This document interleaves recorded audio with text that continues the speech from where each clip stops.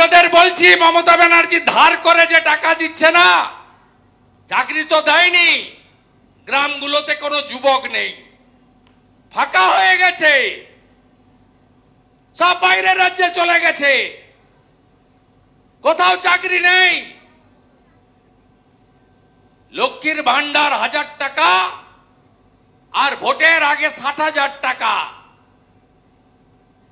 আপনি জেনে রাখুন, আপনি 1 কোটি টাকা দিলেও কোন হিন্দু পরিবার, জনজাতি পরিবার আপনাকে ভোট দেবে না। আপনারা জানেন যে পশ্চিমবঙ্গের মানুষের অর্থনৈতিক অবস্থা ভালো নয়। বাম আমলে 20,000 টাকা করে মাথা পিছু ঋণ ছিল, এখন ঋণ হয়েছে মমতা ব্যানার্জির কল্যাণে মাথা পিছু 59,000 টাকা করে। মমতা ব্যানার্জি ধার নিয়ে নিয়ে এই রাজ্যকে দেউলিয়া করে 6 লক্ষ কোটি টাকা ঋণের বোঝা চাপিয়েছেন। এই যে কিছু বাড়ি তৈরির জন্য 60,000 টাকা করে দিয়েছেন না, এটাও ভারত সরকারের কাছ থেকে ঋণ নিয়ে।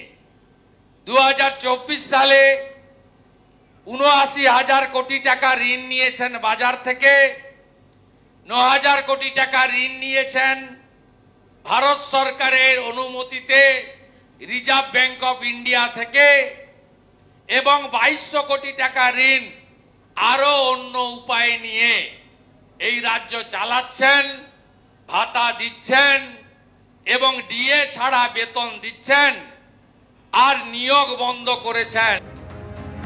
কেন্দ্রীয় আবাসন প্রকল্পে টাকা দেয় না কেন্দ্র, বাংলার বাড়ির মতো প্রকল্পে নিজেই টাকা দেয় রাজ্য।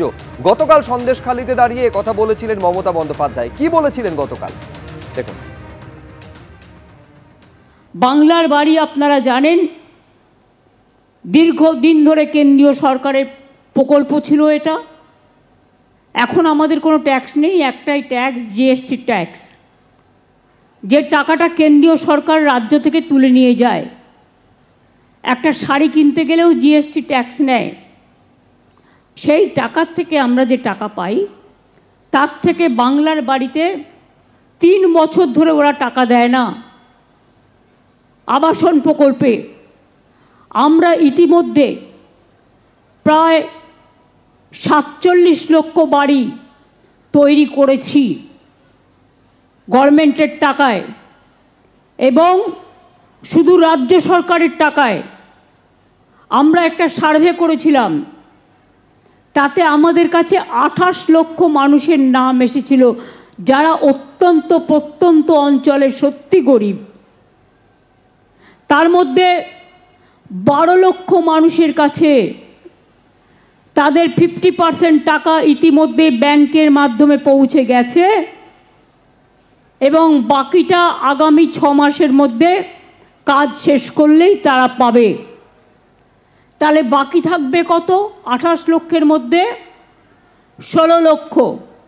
এই 16 লক্ষ মানুষের নাম যাদের আছে, তাদের আমি বলি ঘাবড়াবেন না, আমি আগামী 1.5 বছরের মধ্যে এই 16 লক্ষ বাড়ির ব্যবস্থাও করে দেব, যাতে আপনারা একটা মাথা গোজার স্থান পান।